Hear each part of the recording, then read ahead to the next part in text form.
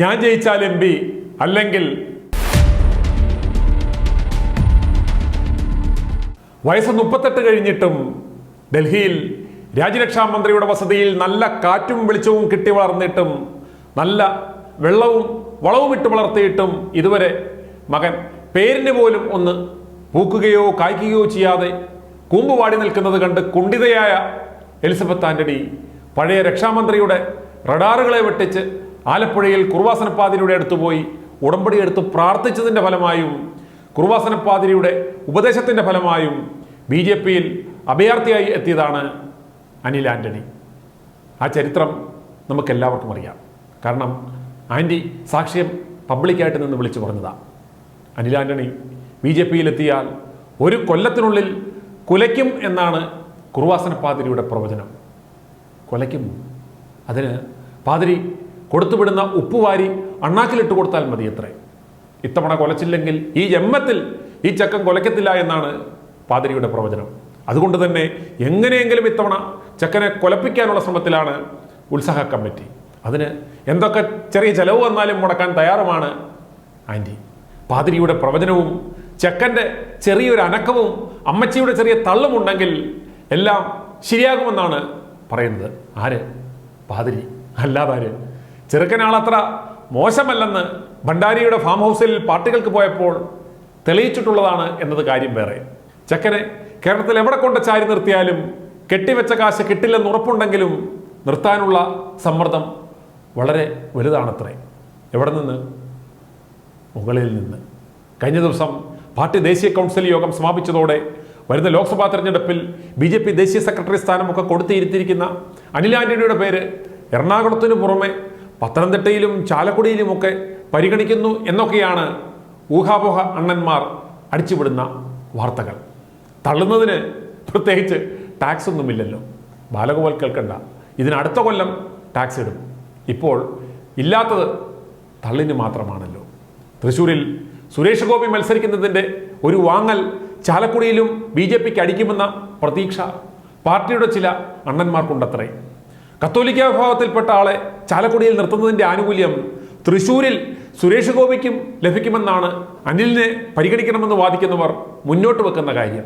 ഇത്തരം വലിയ കാൽക്കുലേഷനുകളൊക്കെയുള്ള കേമന്മാർ ഒരുപാടുള്ളത് കൊണ്ടാണ് കേരളത്തിൽ ഇന്നുവരെ ഇവർക്ക് ഒരു അക്കൗണ്ട് പോലും തുറക്കാൻ സാധിക്കാതെ പോയത്. ഒരു 1.5 കാൽക്കുലേഷനായിപ്പോയി ഇത്. അന്തപ്പഞ്ചക്കനെ കാലിൽ തൂക്കി മാമുദിസ മുക്കാൻ കൊണ്ടുപോയപ്പോൾ അല്ലാതെ പിന്നെ ഇവൻ പള്ളി കയറിയിട്ടില്ല. ക്രിസ്തുവിൻ്റെ രൂപം കണ്ടാൽ ഇത് നമ്മുടെ യേശുദാസ് അല്ലേ എന്ന് ചോദിക്കുന്ന മോനാണ് ഇതെന്ന് കത്തോലിക്കർക്കെല്ലാം അറിയാം. അതിനാൽ ക്രിസ്ത്യാനി എന്ന ആനുകൂല്യവും ചക്കന് അവർ കൊടുക്കില്ല എന്നതാണ് യാഥാർത്ഥ്യം. ആന്റണി ചക്കനെ എവിടെയെങ്കിലും ഒന്ന് ചാരി നിർത്തി തോപ്പിച്ചെടുക്കുക എന്നതാണ് KJPയിലെ കണിച്ചിക്കുളങ്ങര സഖ്യത്തിൻ്റെ ആത്യന്തിക ലക്ഷ്യം. അന്തപ്പൻ്റെ വിത്തായതുകൊണ്ടും അല്പം അംഗ്രീസും ഹിന്ദിയും ഒക്കെ അറിയാവുന്നതുകൊണ്ടും നാളെലവൻ പാരയാകുമോ എന്ന് കരുതിയാണ് ഇത്. ചെറിയൊരു മുൻകരുതൽ, അത്രയേ ഉള്ളൂ. ഏതായാലും മമ്മി പോയി കുറുവാസനത്തിൽ ഉടമ്പടി എടുത്തതുകൊണ്ട് നല്ലൊരു സീറ്റ് കിട്ടാനും ജയിക്കാനും ഒക്കെയുള്ള സാധ്യത ഇല്ലാതില്ല.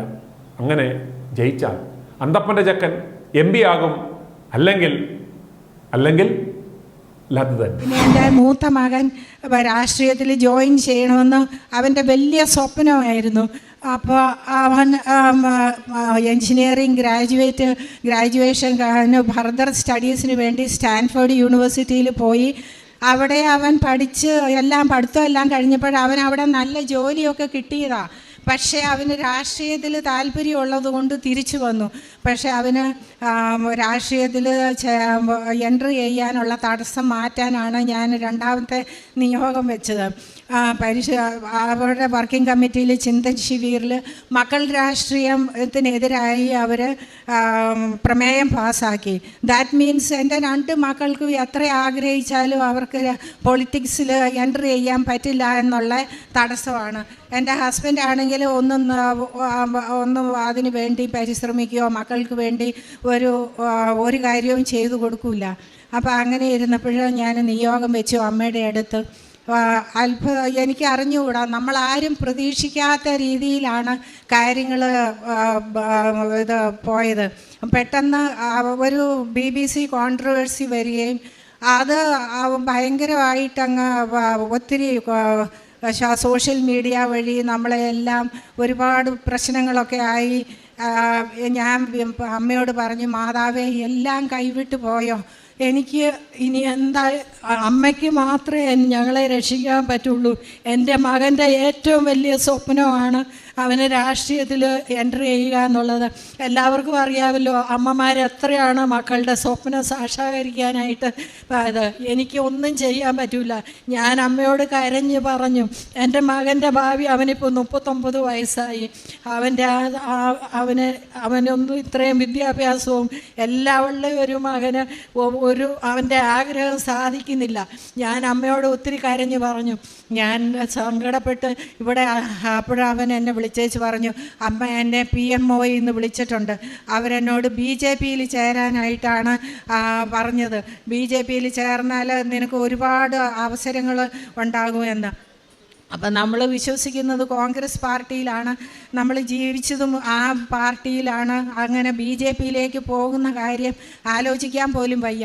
ഞാനിവിടെ വന്ന് അമ്മയോട് ആലോചന ചോദിക്കാനായിട്ട് ഇവിടെ വന്ന് ബഹുമാനപ്പെട്ട ജോസഫ് അച്ഛൻ്റെ അടുത്ത് തുണ്ട് കൊടുത്തു. അച്ഛൻ അമ്മയുടെ കാൽക്കിൽ തുണ്ട് വെച്ച് പ്രാർത്ഥിച്ചിട്ട് പറഞ്ഞു, അവൻ തിരിച്ചു വരാൻ പ്രാർത്ഥിക്കണ്ട, അവന് അവിടെ നല്ലൊരു ഭാവി അമ്മ കാണിച്ചു തരുന്നുണ്ട് എന്ന്. ഉടനെ തന്നെ എൻ്റെ മനസ്സ് അമ്മ മാറ്റി തന്നു. BJPയോടുള്ള എല്ലാ വെറുപ്പും അറപ്പും ദേഷ്യവും എല്ലാം അമ്മ ഓൺ ദ സ്പോട്ട് മാറ്റി എനിക്ക് വേറെ ഒരു ഹൃദയം തന്നു. അവനെ അംഗീകരിക്കാനൊക്കെ ഉള്ള ഒരു മനസ്സ് ഞാൻ തന്നു. പക്ഷേ എൻ്റെ വീട്ടിലേക്ക് ഞാൻ കയറി ചെല്ലുമ്പോൾ എൻ്റെ വീട്ടുകാരോട് എന്താണ് പറയണത്? എൻ്റെ ഹസ്ബൻഡിന് വലിയ ഷോക്കായിരിക്കും. ഞാൻ ഒന്നും മിണ്ടാതെ വീട്ടിൽ പോയി. 4 ദിവസം കഴിഞ്ഞപ്പോൾ ചാനലിലൂടെ അവൻ BJPയിൽ ചേർന്ന വിവരം അറിഞ്ഞു. ഹസ്ബൻഡിന് വലിയ ഷോക്കായി. ഞാൻ അമ്മയോട് ഇവിടുന്നേ പറഞ്ഞിട്ടാണ് പോയത്, അമ്മ ഞാൻ എൻ്റെ വീട്ടിലേക്ക് പോവുക. അമ്മ പറഞ്ഞത് പ്രകാരം കാര്യങ്ങൾ എനിക്ക് അത് തന്നെ ഞാൻ ഒരു പരാതിയില്ലാതെ ഞാൻ ഏറ്റെടുക്കുക. അമ്മ എൻ്റെ വീട്ടിലെ ക്രമസമാധാന നിലയും കൂടി കൈകാര്യം ചെയ്തേക്കണമെന്ന്. എൻ്റെ ഹസ്ബൻഡ് വലിയ ഷോക്കായിരുന്നു അത്. എങ്കിലും വളരെ സൗമ്യതയോടെ തന്നെ അദ്ദേഹം ആ സിറ്റുവേഷൻ തരണം ചെയ്തു. എൻ്റെ മകൻ വീട്ടിലോട്ട് അതിന് ശേഷം വരുമ്പോൾ വല്ല പൊട്ടിത്തെറിയ ഉണ്ടാകുമോ എന്നുള്ളതൊക്കെ ഓർത്ത് എനിക്ക് വലിയ ഭയമായിരുന്നു. പക്ഷേ പരിശുദ്ധ അമ്മ എല്ലാവരുടെയും മനസ്സ് കൂൾ ഡൗൺ ചെയ്ത് അമ്മ സൗമ്യമായിട്ട് സംസാരിക്കാനുള്ള ഒരു അവസരമായിരുന്നു വീട്ടിലുണ്ടായിരുന്നത്. സമാധാനത്തിൻ്റെ അമ്മയാണ്, സമാധാനത്തിൻ്റെ രാജ്ഞിയായ അമ്മ. എൻ്റെ വീട്ടിൽ എൻ്റെ മകൻ വേറെ ഒരു പൊളിറ്റിക്സിൽ എൻട്രി ചെയ്തതിന് ശേഷം വീട്ടിൽ വന്നപ്പോൾ എല്ലാ കാര്യങ്ങളും സൗമ്യമായിട്ട് കാര്യങ്ങൾ കഴിഞ്ഞു. വീട്ടിൽ രാഷ്ട്രീയം ഒഴിച്ച് എൻ്റെ ഹസ്ബൻഡ് പറഞ്ഞു, മോനെ പപ്പ നീ വീട്ടിൽ വരുന്നതിനോട് ഒരു എതിരുമില്ല, പക്ഷേ രാഷ്ട്രീയം മാത്രം ആരും വീട്ടിൽ സംസാരിക്കാൻ പാടില്ല, കുടുംബകാര്യങ്ങൾ മാത്രം. അങ്ങനെ ഒരു കാര്യമായി. ഇപ്പോൾ അവൻ 2 പ്രാവശ്യവും വന്നു. അവനോട് ഒരു വൈരാഗ്യവും വിരോധവും ഒന്നും ഇല്ലാത്ത രീതിയിൽ തന്നെ എല്ലാവരും അവനോട് പെരുമാറുന്നുണ്ട്. വീട്ടിൽ അവനെ ഒറ്റപ്പെടുത്തിയിട്ടുമില്ല. അവനിപ്പോൾ വളരെ ഹാപ്പിയാണ്. അങ്ങനെ അമ്മ എൻ്റെ മകൻ്റെ ഒരു തലമുറ കാലയളവാണ് അമ്മ സമയം ചുരുക്കി തന്ന് അവൻ രാഷ്ട്രീയത്തിൽ ജോയിൻ ചെയ്തു. പരിശുദ്ധ അമ്മയ്ക്ക് 1000 നന്ദി. i2i News, an eye for truth. i2i News subscribe ചെയ്തിട്ടില്ലാത്തവർ ഇപ്പോൾ തന്നെ സബ്സ്ക്രൈബ് ചെയ്യുക. നോട്ടിഫിക്കേഷൻ ലഭിക്കുവാൻ ബെൽ ബട്ടണും അമർത്തുക.